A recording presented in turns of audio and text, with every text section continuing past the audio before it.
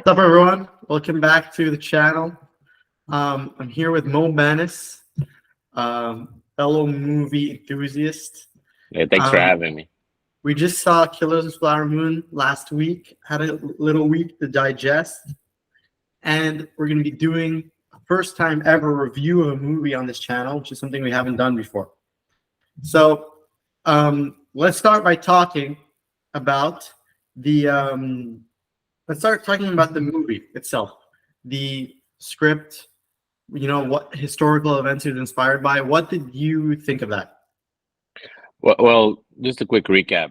The movie "Killers of the Flower Moon" was based on a story of the Osage murders in the 1920s, and what the FBI did as a federal organization to try and solve it, because the local police of the Osage County couldn't do anything. Um, and it's quite interesting for Martin Scorsese to go into that route, where to take a subject that we're not usually used to see him direct. He usually goes for the mafioso and the Irish mob and anything related to the crime families, whereas this one was more of a historical take on something that happened in the 1920s that, for me, took me off guard a bit. I'll be frank with you. Yeah, I wasn't expecting that style of directing from Martin Scorsese, and but at the end of the day, I think he made a real masterpiece. I have my reservation about the acting in it, but the movie, the set, the costume, the score, the editing, it was just the cinematography was a real masterpiece.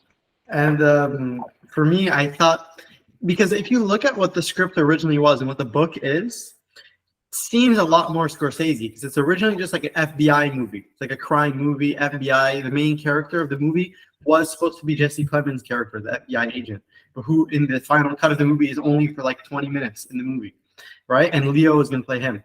But what made it unusual wasn't particularly the story he was telling, but how he changed the story to something out of his comfort zone, which I wouldn't expect him to do. Like for him to make kind of like, it's almost like a love story. For Scorsese, it's kind of interesting to see him do that, because for Scorsese, he must see a FBI movie and be like, oh, that's going to be easy. I can do that. I've done that. I kind of did it with The Wolf of Wall Street, had an FBI there. Goodfellas has FBI agents. It's going to be kind of cool to like have them be the focus now. It would have been comfortable for him to do. But at 82 years old, he's still taking risks, still changing the way he does it. And it worked really well. It wasn't weird. It fit perfectly. He directed it super well. And he actually even wrote parts of the screenplay himself, which he rarely does, Yeah. which was great. The original screenplay is written by Eric Roth. And it was really good. I was really impressed. But Martin Scorsese, these last few months, years has been very vocal about the renaissance of Hollywood movies, the films, the pictures. He calls them pictures. He never liked to call them movies. He's very classical in his training, and he went publicly and not dissing, but speaking against the art form of cinema versus the Avengers like movies and the 3D and the CGI and so on and so forth. So I felt like this movie was his magnum opus, where it was his ode, his last movie, last big production movie to showcase what an actual film can be, and still is, how to draw the crowds in the theater, how to still make money. So it'll be interesting to see how it performs in the box office and see if his bet paid off. But I that's the only thing that bothered me a bit, is that it felt a bit too forced to counterattack all the movies, the big budget blockbuster movies that we see with all the CGI and the superhero genre. So that's the only thing that bothers me, is that I hope he did it for the right reasons and not just to prove a point that But what do you mean pictures by are still counterattack? relevant. Well, he wanted to. I felt like he wanted to showcase to the world that pictures, the way pictures are intended to be made, are still relevant. They can still be good storytelling, good cinema, and draw a crowd, because at the end of the day, studios need to make a return on their money when they fund a $200 million movie. So, and that's what's it's been on decline. Independent movie have not been able to gather funding, unless you're a big name like Martin Scorsese or Coppola and so forth and so forth. So I felt like he wanted to prove a point that making a like original picture, old school way, no CGI, no 3D, with really good actors of their generations, and can still bring in actual money. Yeah. And that's a bet that's ongoing. We'll see how it performs. Although today box office is a bit skewed because you have the streaming platforms, and you never know how much money they're really making off a movie, and what's the results of it, and because there's no actual tickets to sell. But we'll see. We'll see if his bet paid off.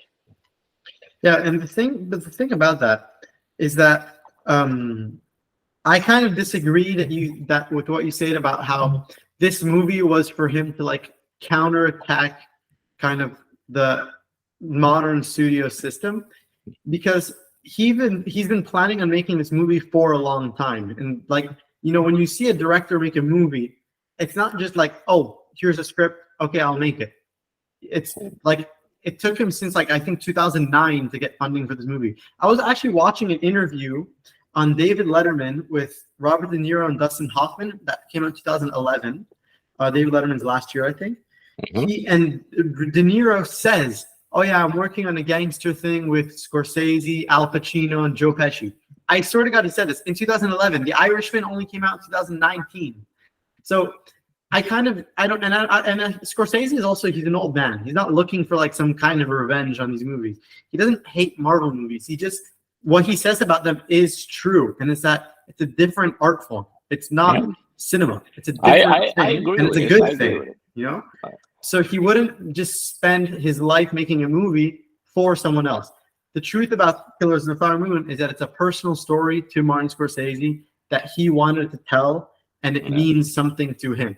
You know. Speaking of that, why do you think he strayed from the actual book and focused more on the Leonardo DiCaprio's character instead of the FBI character? Well, because I think that it was, I mean, there's interviews of him saying that he said when he read the book, he felt that the soul of the book was the relationship between Ernest and Molly.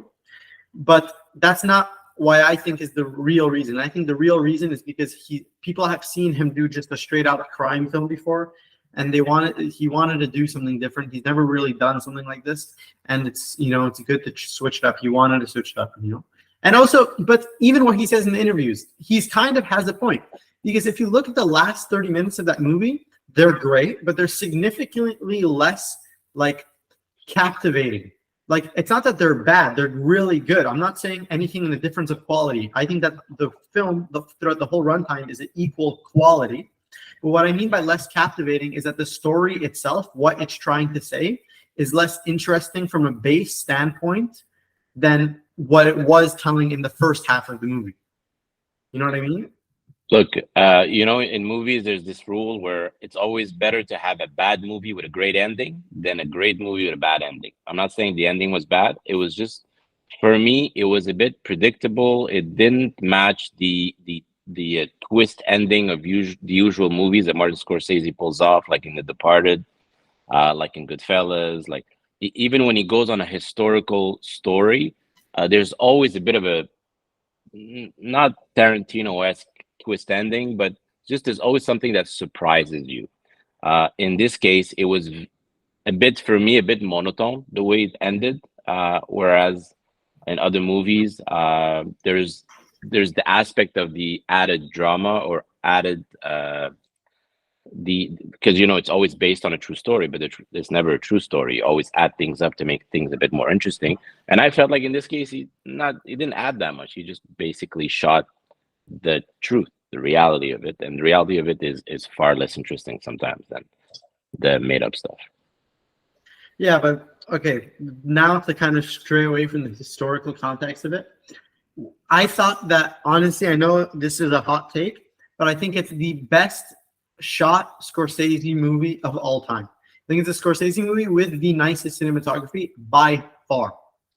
I you have to agree because you know when you watch a movie and you start realizing that the camera is capturing a fake scene, whether it's the filter, whether it's even the gust of dust in a scene, or the sunlight.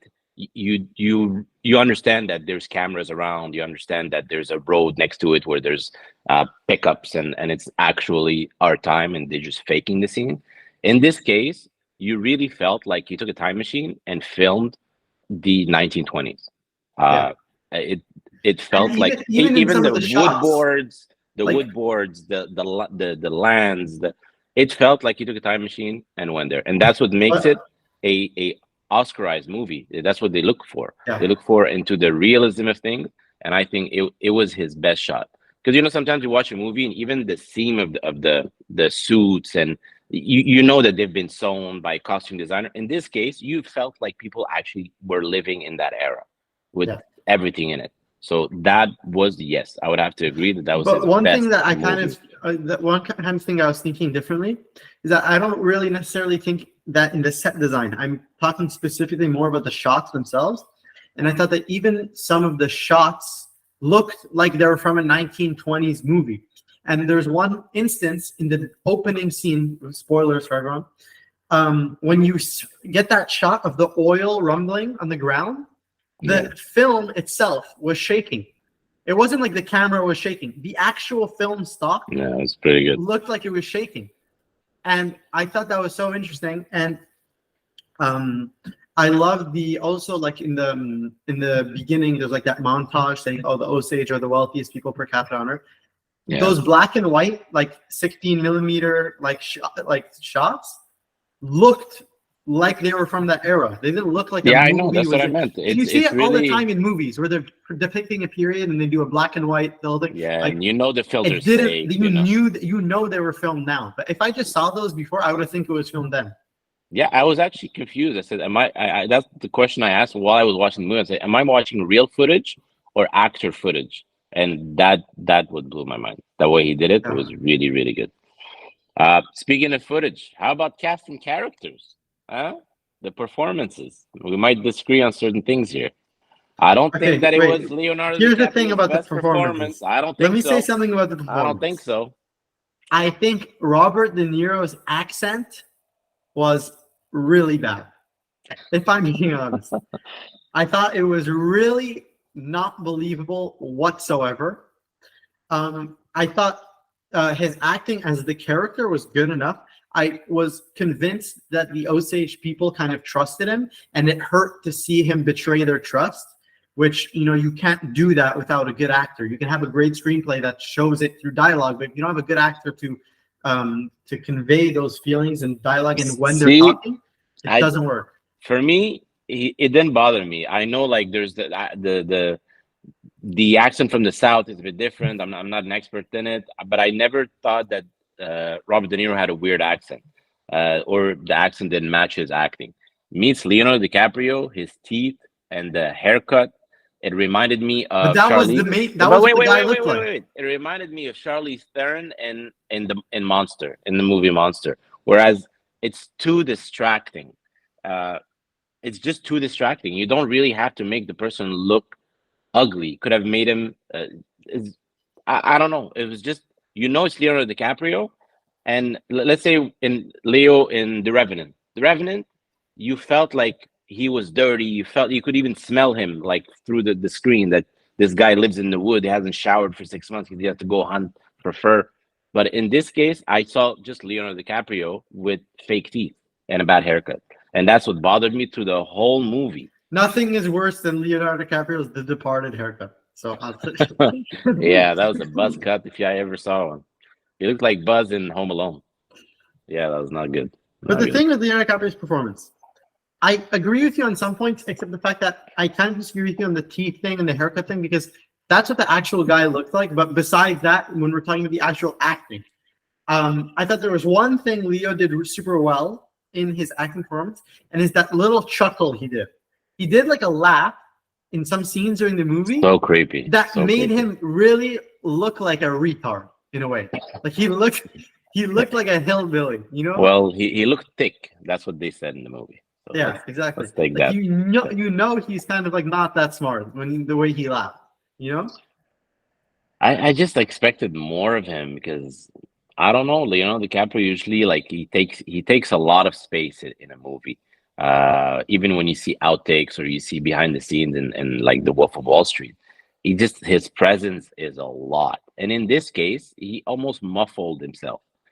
He was very docile, and I'm sure that's it was intended. It's just I don't know if because that's what he needed to do as an actor. I don't know if he was the best actor for the job. So that's I don't know if Leonardo DiCaprio was the best person to portray that guy in Kills the Flower Moon. I don't know. I didn't have a problem with that. And how about But Molly yeah, Burghardt? I was about to say that now. Lily Gladstone was great in the movie. Yeah, I think so too. And I really what's think so. funny is I was watching interviews from Cannes and thinking, I know I'm not gonna like her character because she's already being annoying. Like in the interview, she was being so annoying. She was like, oh yeah, Marty and this stuff. Like, dude, it's Martin Scorsese. Robert Marty. De Niro can call him Marty. Al Pacino can call him Marty. You cannot call him Marty. Well, after you see the Have movie, some you know why. respect. You know why she can call him Marty because he really put her front and center in the movie. She acted very, very well. I was not very familiar with the actress before the movie, so see, that's what I meant. I could actually see her as Molly, Yeah. and I see her in another movie. I'll just think of her as Molly because she portrayed it so well, and she's not that known. So if the Leonardo DiCaprio's character was portrayed by someone that's famous but not that known and hasn't been really associated with other big Like roles, Jesse Plemons.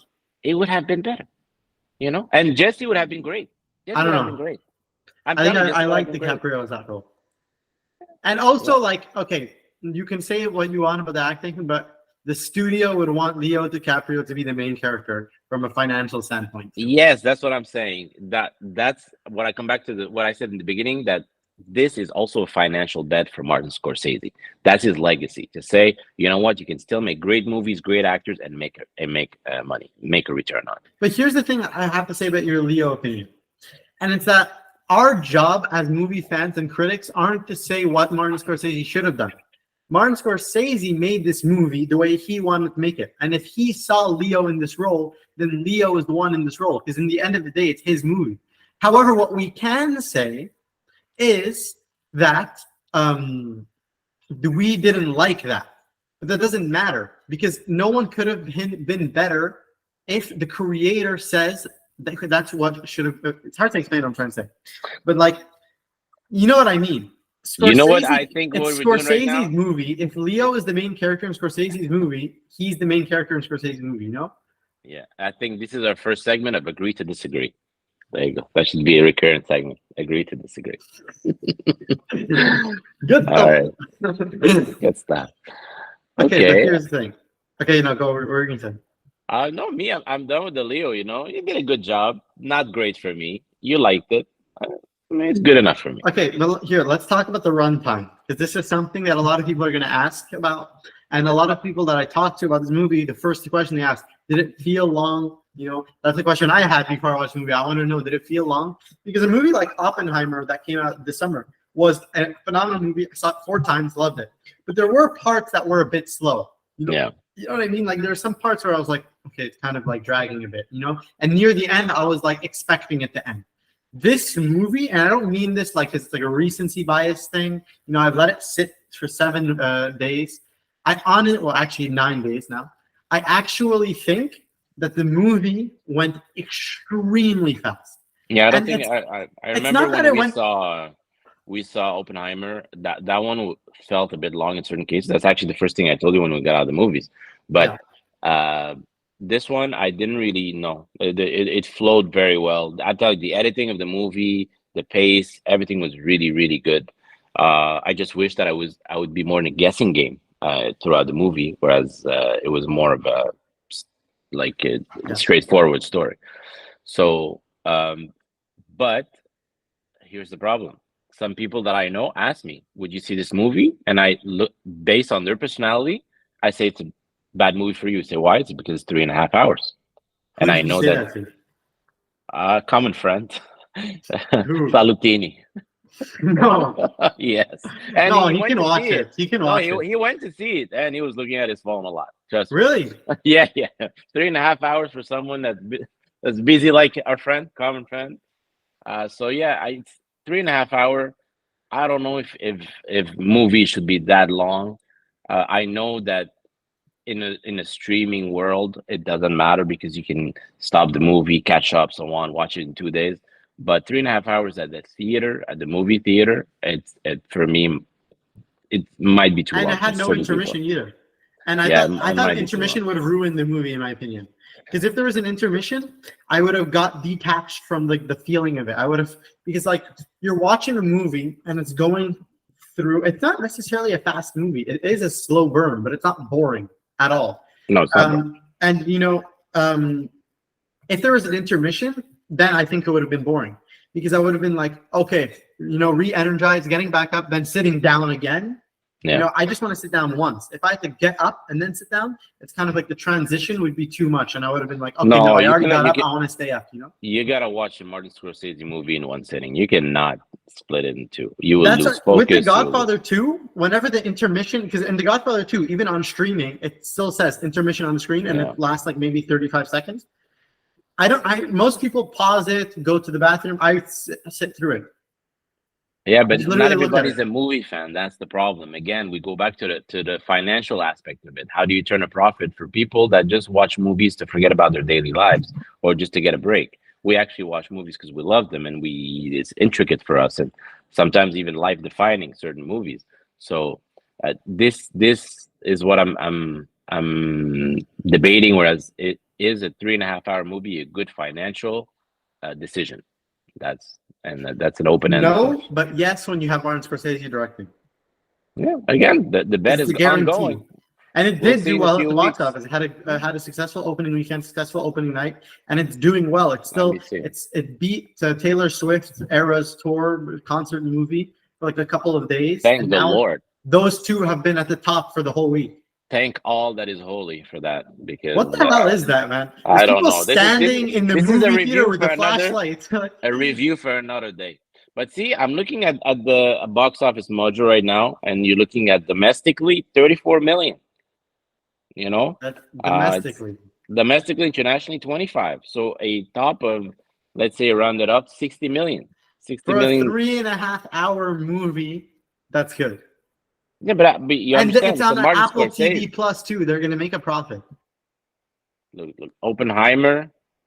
Okay, but Oppenheimer is a crazy blockbuster. That's like the Yeah, biggest, see, it's the highest grossing biopic of all time. exactly. So you know what I mean? I don't know. The bet is ongoing, but I don't. The fact that it was not a financial success is something to take into But consideration. also, Oppenheimer would not even be as close of a financial success as it was if it wasn't for it being released on the same day as Barbie. That gave it so much free publicity. And I'm a Yeah, huge Christopher Nolan fan. I'm not saying this is a bad thing at all. It would have been a successful, 100% successful. Would have made its money back. Would have made more than its money back. Would have had asses in seats for weeks. But it would not even be close to the. It would probably be like maybe top 20 of all time in terms of biopics. Now it's number one highest yeah, grossing for sure. biopic of all time because so many people heard of it because of Barbie. I had friends that don't know anything about Christopher Nolan, don't know anything about, haven't even seen Inception, haven't seen any of his movies, and they're like, "Oh yeah, let's go see Oppenheimer," because they saw it through TikTok, they saw it Yeah, with for this, they sure. saw it through that. Okay, so now that we said that, um, do you think that this movie is gonna gather any awards, Oscars? Yes, and I have a perfect segment for this show where we talk about the Oscars this year. And this year, there's a lot of competition for the Oscars. So I actually have on my phone a list of the directors that are of the highly acclaimed directors that are making movies this year. Okay, And but it's no, a, let's talk about exactly this one. Do you think this one's gonna win anything? okay, we'll talk about this one and then we'll go to the list. So with this one, I think it's going to win Best Cinematography. I think it's going to win Best Editing for Thelma Schoonmaker. I think it's going to win. I think it's going to win Best Picture. because I think that Scorsese is always unlucky at the Oscars, but this is his chance because it's like going to be his last movie. I think it's going to win Best Picture, especially since you see what other movies are going to be nominated. If you look at the other movies that come out this year, there's no other choice for the Oscars. Plus, it's a movie about indigenous tribe people, which are underrepresented community in Hollywood, which the Oscars will definitely like that. It'll be good for them to do that. So I think this is the highest chance Scorsese has had of winning Best Picture since Goodfellas in 1990. I think so too, but also because it's very politically correct to support the Osage murders case. Whereas to give a Oscar for a movie of a guy that invented a destructive weapon of mass destruction. Cillian Murphy might win Best Actor though for Oppenheimer. But I don't think he will. I think he'll be nominated, and I think everyone's going to say he should, but I don't think he will. Because the Academy's but between you and I, Nolan, for me, made a better movie. No. Yes. He filmed a mock-up of the atomic bomb without actually detonating an atomic bomb, without CGI. So that's technical. What's a better film? What's a better film is Killers the editing was not great. A lot of time jumps. But it keeps you on the edge of your seat, that movie. It really does. It really does. And Oppenheimer is great. And you get out of Oppenheimer and you fear for your life. It changes. You know what else is a good movie? Barbie. I don't care. I watched it. I watched it. I have never forwarded so much in watching a movie. I liked the movie. It was actually funny. Skip. It was a funny movie though. Every 10 seconds. She cries all the time. She cried for 2 hours. I think that the ending sucked. I think because they could have had a ending that pleases both sides, men and women, by saying, oh, so now the men and the women will have equal rights in Barbie Land. But they still make the men have less rights. They're still the man's like, oh, can I please do this? Look, and then the woman's no, you can't. Fair enough. Look, as you said, the way Martin Scorsese can do what he wants, Greta, the director of Barbie, can do what she wants. She wanted to tell a story. Go ahead, no problem. Take all the rights. I don't care. Me, it's more the movie itself. I thought that you take Ryan Gosling and you give him face makeup and a bad tan and you dye his hair. It didn't get to me. That movie. It didn't get to me. Ryan And Gosling is really fun. I thought the acting was over the top. It just didn't speak to me. The movie didn't speak to me at all. I've never fast forward. I think Ryan Gosling made that movie though. If Ryan Gosling wasn't in it, I wouldn't have liked it. Because the way he delivers the lines is what makes it fun. Nothing else in the movie was funny except the way he delivers it. Ask my dad. We saw it in the theater. I was laughing so much. I was laughing my ass off. Okay. Was your dad laughing? Was your dad laughing? Nope. There you go. Because your dad, he's on his phone the whole time. He lived. That movie was not great for us. No. Okay, but look, let's look at the directors that have made movies. Yeah. Wes Anderson, Sofia Coppola, David Fincher, Ridley Scott, Michael Mann, Miyazaki, Richard Linklater, John Woo, Martin Scorsese, Greta Gerwig, Christopher Nolan. I only see 2 for the Oscar season. No, let me tell you which ones I'm going to cancel out for Oscar season. All right? David Fincher, he's getting crossed out. Ridley Scott, Michael Mann, you can't say it because their movies haven't come out yet. Same thing with Sofia Coppola. Miyazaki, I haven't seen this movie, but I think it will probably win Best Animated Feature because when the year that a Miyazaki movie comes out, it's winning Best Animated Feature. Let's just be honest, even if you haven't seen it. Richard Linklater, it's a Netflix movie about a hitman. Don't think it's going to do that well at the Oscars. John Woo, forget it. The movie looks like shit. So I think the only real contenders are Scorsese. Also Greta Gerwig canceled because it's like a Barbie movie. I think but you never know. You never know these days. The Oscars. You never know. You can have some. I think it can win best costumes, but again, Killers of the Flower Moon, best costumes. It has crazy costumes. Unbelievable. Yeah, exactly. So the only real options for Best Picture, but there's other movies that are not on this list. I'm just naming movies by prestigious directors.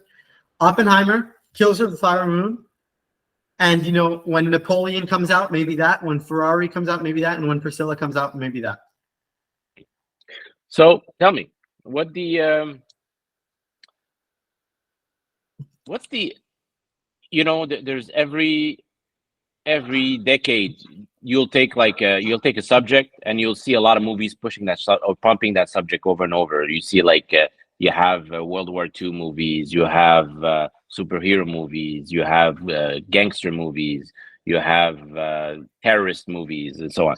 And now we're looking at movies about the indigenous people and the marginalized communities of Osage from the 1920s. Do you think there's going to be more movies about the native communities that were oppressed? No, not yet. Can I tell you why though? Because I kind of disagree with what you said, because you said you made the World War II movies and all that stuff, but I only think there's really three. I think there's three periods of genres, and there's westerns, there's gangster films, and then there's superhero films. Those have been the three staples of American cinema over the last 100 years. The first third. No, there's more westerns, than three, Ryan. There's more than three. You're forgetting Greco-Roman eras. You're forgetting religious movies. But there's a lot. Can I tell you what? I'm not forgetting religious. You're forgetting movies. sports movies. You're forgetting sports movies because these were never staples. These were never always every like year. There's three of this movies and they're all crazy at the box office. There's always been a maximum of 1 or 2 sports movies per year. And not even really. Sometimes it's only like 1 per 2 years, and maybe one kind of film, kind of genre that I would maybe count as a fourth that kind of went down through the whole time is comedies that died in like 2012 because superhero movies replaced comedies because superhero movies became funny. So now people don't go see comedies anymore; they go see superhero movies. Yeah. But how about the indigenous people? You think we're going to see them more in movies? I think we can see indigenous characters more represented in movies, indigenous culture more represented in movies, but I don't think it will be a new staple just yet. Maybe soon when we see it, because also if you think about it, there were heavy characters in westerns, but maybe soon there's going to be something like that. But I don't think I think we're near the end of superhero fatigue. How there was western fatigue in the mid 70s, how there was gangster fatigue in the late 2000s. Now there's going to be superhero and there's going to be the next thing, which right now I don't personally have an idea what it can be yet, but I don't think it will be anything too high class like indigenous stories, because I feel like indigenous stories sometimes are a lot too intellectual and require a lot more thought, where you can't just make like a stupid movie about indigenous people, because there's a lot of complexity to their culture and a lot of history to go through. So I think it's going to be something a bit stupider, that I feel like if we lived in a smarter society, then maybe indigenous movies would be more would be the next staple. But for now, I don't know what it'll be. And what do you think is next for Martin Scorsese? Well, we know what's next. The Wager, starring Leonardo DiCaprio. It's based off a book about I think shipwreck. I like Martin Scorsese movies. Like there's the excitement of a Martin Scorsese movie coming out. No matter what the story is, it's just it reminds you why you go to the movie theaters and not sit on your couch and watch Netflix. And that's what I enjoy about any film, particularly from these great directors, is that it really, really takes you out of your daily life, no matter good or bad, and it just immerses you completely into their work. So I hope at 82 years old doesn't stop. That's why I didn't like The Irishman. Killer Star Moon, I would not like it if it came out straight to home video. If I watch this movie on video, I don't think I would like it. It's almost documentary style if you look exactly, and that's why I didn't like The Irishman. The Irishman, I'm sure I would like it 1,000 times better if I saw it in theaters. But there are you never saw it in theaters? No. Oh yes, it came out when you were younger. Wait, you saw it in theaters? Yeah, I've seen every big director movie in theater. It's very recent. But The Irishman, the Netflix movie. I'm in my head. I think you're talking about The Departed. Sorry, I'm talking about the. I wasn't even alive with The Departed. Yeah. I'm like, what are you talking about? But no, The Irishman. I personally, okay, I'm gonna say something really bad. I didn't finish it. I couldn't finish it. I don't blame you. I've seen it 3 times and I can't tell you what it's about. I couldn't finish it, and when you see Robert De Niro, because there's a problem where even if you you de-age the face, the It body looks like a video game cutscene. It Yeah, looks like a video game. but also like just the way he moves and walks, you know that he's old. You know his body's older, and it's fine. But it's just the way they did it for me. And the streaming part, I don't like watching movies on a small screen. I really don't. It really I hate it. takes the magic away from it. And it's not even just that. It's that I think it's just a really ugly looking movie. For me, it looks like the whole thing was shot on an iPhone. Yes, I was gonna say it looks grainy. No, it's not that it looks grainy, because I think grain looks good to a certain extent, but it's natural. Now when grain. there's color, Natural grain looks good. Natural grain from film looks good. Exactly. But from digital grain film. is terrible. Yes. And every single, oh my God, one thing that pisses me off so much, and it pissed me off because it was so evident in The Killer, which is the new David Fincher movie. Not going into the plot details, just to look. In The Killer, and it's every Netflix documentary ever, it's like they're shot on the same camera with the same little like grain overlay setting. Like they have like this little grain overlay, and it's so ugly. It's like in every single Netflix movie now. Like Netflix like my brother was watching his documentary on Netflix about a football player. They had like interview scenes, and like it looked exactly like that. It's like trying to look like it's almost like it looks like a TV guide movie. It looks like a TV guide movie. Yeah, I don't like it either. But sometimes you gotta cut costs. You gotta reuse cheaper material. Netflix dealing with $20 billion of debt. So you can't. But David Fincher has a reason to shoot digital. It's because he's incredibly meticulous. He takes like 1,000 takes. So if he shot in film, it would cost like $1 billion, and it would be a hell to edit. Well, then be less meticulous, David. Yeah, but then but that's what I didn't like about his new movie. To be honest, I really didn't like his new movie, and I'm not going to go into any plot details because I don't want to just like spoil it for anyone or for you.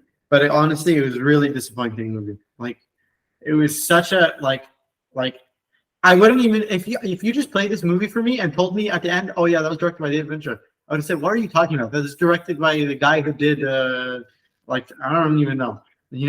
Like it was just such a bad movie. Like, but the shots are great though. I think the cinematography was great, except the look was bad. But I'm gonna still watch it and give it comes out on myself. For everyone watching at home. It comes out on Netflix on November 10th, but you can see it at some small theater chains now. If you want? Very good. This Friday. Okay, so Killers of the Flower Moon. Love it or hate it? Love it. Masterpiece. Love it too. What is your rating? I would say give a couple other Scorsese movie rating just for like reference. I'll give you Goodfellas is like, for me, it's a 10 on 10 movie. Yeah. The Departed, I would do like because of the buzz cut, I'll give it like a 9. This one I'd do it 8.5. Okay, for me, Taxi Driver and Goodfellas are obviously 10 on 10s. Yeah. Then I'll go The Departed. I'll give like a 8 on 10.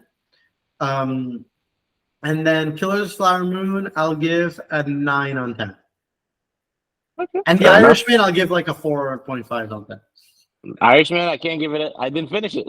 And The Wolf of Wall Street, I'll give like also a 9 on 10. I think this movie was just as good or maybe a bit better than The Wolf of Wall Street. Wolf of Wall Street was also very, very, very good. It was an entertaining movie that really took scenes very far, and that are today part of almost a internet cult sensation. It was a really good movie. There's a lot of downsides to The Wolf of Wall Street, like people who misunderstand the movie, and especially as someone like me who goes to a high school, and particularly an all-boys high school, there's a lot of people that kind of like think they're Jordan Belfort, and it kind of gets annoying, especially when you have to explain to them that the movie is making fun of people that think they're Jordan Belfort. No comment. I haven't gone to high school. It's been a while. But the thing about The Departed, though, I'll say one last thing and then we're done. But the thing with The Departed is that I think it's a good movie, but I absolutely have no respect for anybody that thinks it's Scorsese's best movie. And there's one reason for that. And it's that it's not a Scorsese movie.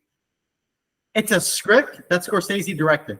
It's nothing personal to Scorsese. Doesn't have Scorsese life in it like his other movies do. It's clearly a movie Scorsese took less time on. It's clearly a movie he doesn't really care about as much. It's just a good script that anyone could have directed, but Scorsese didn't. And it's a remake of a movie that, in my opinion, is better than The Departed.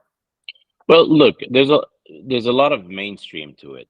A lot of people just discovered Martin Scorsese with The Departed. They didn't know what he did before, so that's what might be more of a a shock to someone. But Martin Scorsese is not The Departed, as you said. He just directed a good movie, a good script. Yeah, exactly. So, but nonetheless, the movie's still a masterpiece. Like if you watch Raging Bull, Jake LaMotta is Martin Scorsese. If you watch Goodfellas, it's about Scorsese's childhood almost. If you watch Taxi Driver, it's about Scorsese, how he was feeling lonely at a certain time, and he made a movie about it. Even though he didn't write the script, it was written by Paul Schrader, but he sees himself in the script, and that's why he's perfect to direct it. But you could have hired literally any director to direct The Departed, and it would have been just as good of a movie. Yeah. Besides, like maybe Michael Bay. Am I mistaken? Or Paul Schrader also wrote the script for The Exorcist? I think so. Since it's Halloween season. Rest in peace. I think he did. I'm not sure. Let me Google it. Let me see. The Exorcist. It was written by. No, it was written by William Peter Blatty. Yeah, but Paul Schrader also did the prequel to The Exorcist. So. Yeah, and you'll freak out. Let's end this right now. You'll freak out. I haven't seen The Exorcist.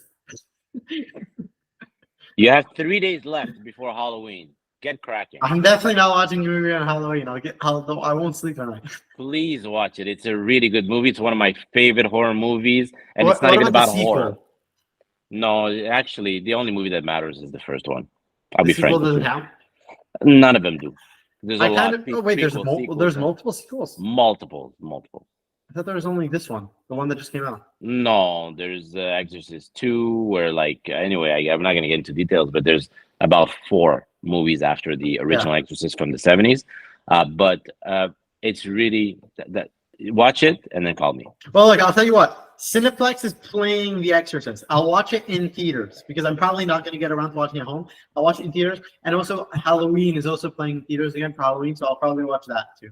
I'll watch Halloween and The Exorcist in theaters and then tell you. Good luck on that one.